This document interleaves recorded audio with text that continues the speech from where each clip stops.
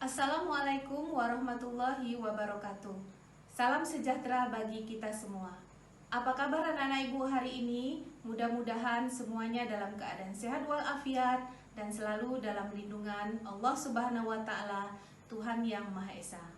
Pada kesempatan ini kita akan mempelajari tentang persamaan dasar akuntansi sebagai kelanjutan pada materi sebelumnya tentang sistem informasi akuntansi. Adapun tujuan pembelajaran materi persamaan dasar akuntansi ini diharapkan nantinya anak-anak ibu bisa dapat menjelaskan konsep persamaan dasar akuntansi dan menyajikannya dalam bentuk suatu laporan. Mana tahu ada di antara anak-anak ibu ini yang sudah mempunyai usaha kecil-kecilan yang nantinya dengan menguasai konsep persamaan dasar akuntansi akan memudahkan bagi anak-anak ibu untuk mencatat seluruh transaksi usahanya ke dalam bentuk persamaan dasar akuntansi yang tentunya akan membantu dalam pembuatan laporan keuangan. Konsep persamaan dasar akuntansi dimulai dari saat pendirian suatu perusahaan. Untuk pertama kalinya, perusahaan memperoleh kekayaan yang bersumber dari pemiliknya, baik itu berupa uang maupun berupa barang yang digunakan untuk menjalankan aktivitas perusahaan. Sehingga persamaan dasar akuntansinya aset sama dengan modal pemilik atau aset sama dengan equity. Apabila perusahaan ingin menambah modal perusahaan dengan melibatkan pihak ketiga, maka persamaan dasar akuntansinya menjadi aset sama dengan liabilitas tambah modal pemilik atau aset sama dengan liabilities ditambah equity. Setelah perusahaan didirikan, maka akan diikuti dengan terjadinya transaksi bisnis seperti pembelian perlengkapan, pembelian peralatan, pembayaran beban, penerimaan pendapatan, dan lain-lain. Transaksi ini mengubah posisi aset, liabilitas, dan modal pemilik. Berikut ini akan Ibu berikan beberapa transaksi perusahaan reparasi Aldi Jaya selama periode Januari 2020.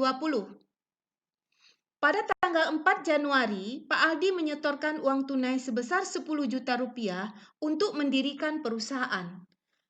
Analisis transaksinya adalah perusahaan memperoleh aset berupa uang tunai atau kas sebesar 10 juta rupiah dan modal pemilik bertambah sebesar 10 juta rupiah. Tanggal 5 Januari 2020, Pak Aldi menyewa gedung untuk tempat reparasi kendaraan selama 1 tahun sebesar Rp1.200.000 dibayar tunai. Analisis transaksinya, dengan modal yang diberikan berupa kas, perusahaan kemudian menggunakannya untuk membayar sewa sebesar Rp1.200.000. Dengan demikian, kas berkurang sebesar Rp1.200.000 dan modal pemilik berkurang sebesar Rp1.200.000.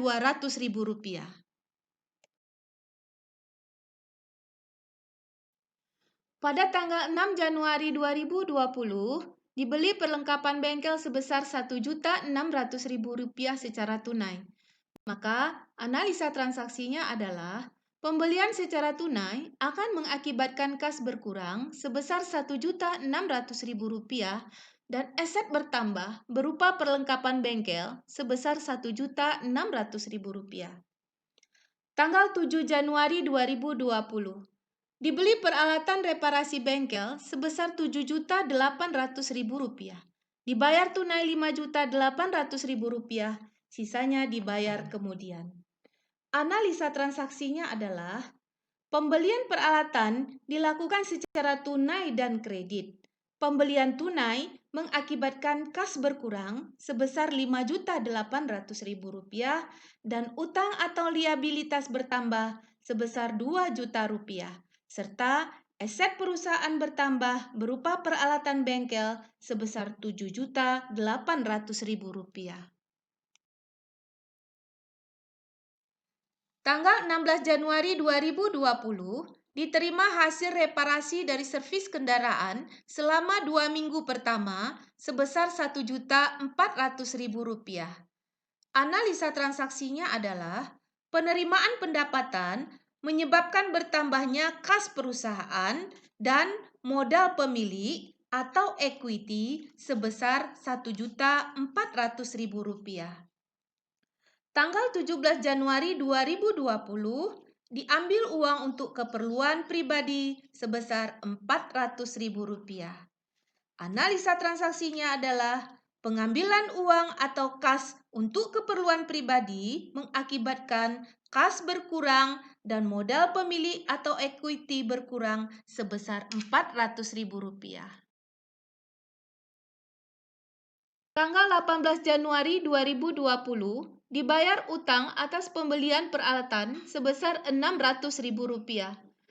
Analisis transaksinya adalah pembayaran utang atau liabilitas perusahaan mengakibatkan kas dan utang perusahaan berkurang sebesar Rp600.000.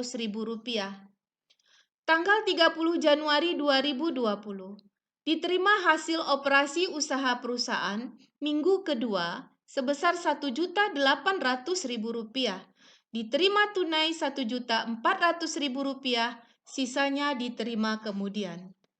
Analisis transaksinya adalah penerimaan pendapatan dilakukan secara tunai dan secara kredit. Penerimaan secara tunai mengakibatkan kas bertambah sebesar Rp1.400.000 dan secara kredit mengakibatkan piutang bertambah sebesar Rp400.000, di mana akan menambah modal pemilik sebesar Rp1.800.000.